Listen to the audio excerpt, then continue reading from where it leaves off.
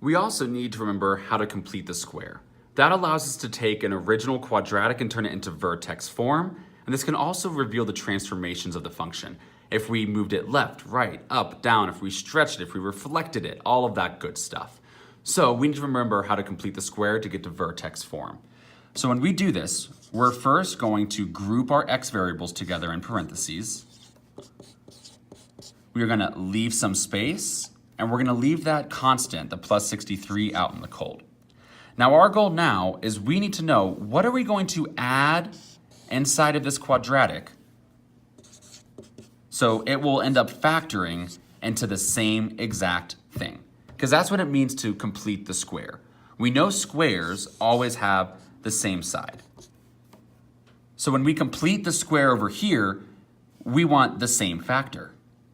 So what am I going to add up here that will make that quadratic literally factor into the same exact thing? If we want, we could set up a little X strategy to work backwards. We know we are going to multiply to that number that we're trying to figure out, but we don't know it yet. And we know that our two factors are going to add or subtract to negative 16. Now, like I said, the whole purpose of completing the square is that our factors are literally the same. So whatever two numbers we have over here have to be identical to complete the square. So what number combined with itself is negative 16? Oh, well, negative 8 minus 8 is negative 16. So then negative 8 times negative 8 is 64, and we just found the number we need to complete the square. Now don't forget, you have to balance your equation. If I added a 64 over here, whatever I do to one side of the equation, I have to do to the other.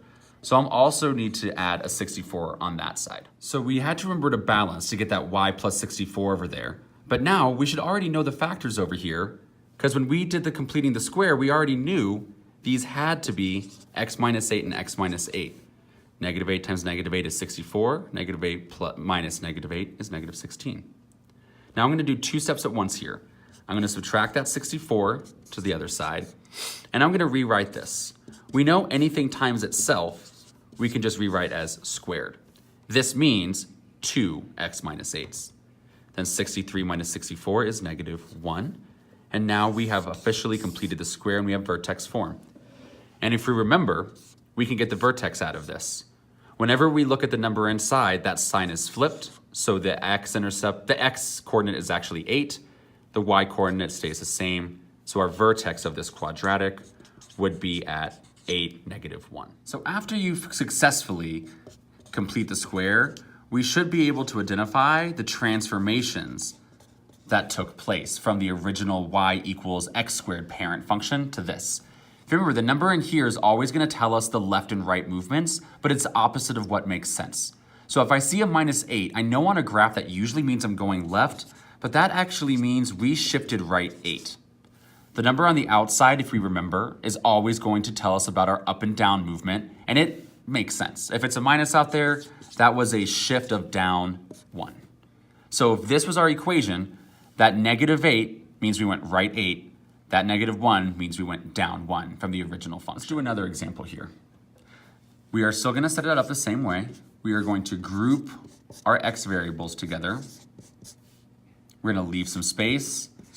We're going to leave that negative 48 out in the cold. Now, before you can do the actual completing the square step, we have to make sure that x squared is total, it has a coefficient of 1. So we need to factor out that 3 to get x squared minus 6x, still leave some space, negative 48. Now that we have that as 1x squared, we can actually complete the square here to continue getting to the vertex form. Now we're down to that 1, we can complete the square in here. We still want to know what number are we going to add so that this quadratic is going to factor into the same exact thing. That's what it means to complete the square. Squares have the same side, so when we factor this quadratic, we need to be able to get the same exact factor. So we know that whatever number we add over here, our two factors are going to multiply back to it. We know that they're going to combine down here to negative 6. So what number with itself will combine to negative 6? Negative 3 minus 3 will go down to negative 6. And negative 3 times negative 3 is positive 9. So I'm going to add a 9 in there. Now we have to remember, we have to balance the equation. Whatever we do to one side, we have to do to the other. Now we didn't just add 9. We technically added 9 1, 2, 3 times.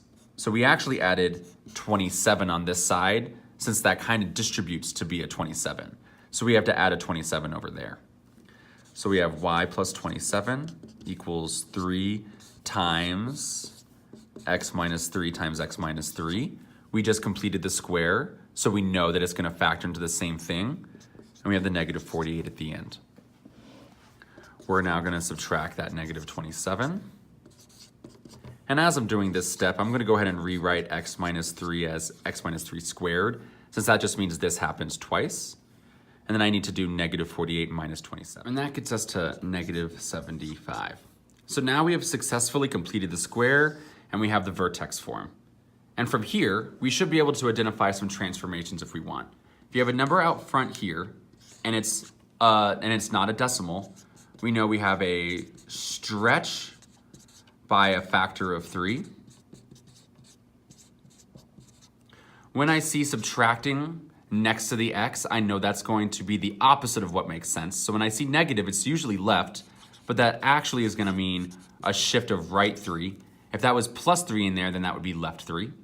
And the number on the outside will tell us our up and down movement, when it'll make sense. So if it's minus, we'll go down 75. If that was a plus, we would have gone up 75.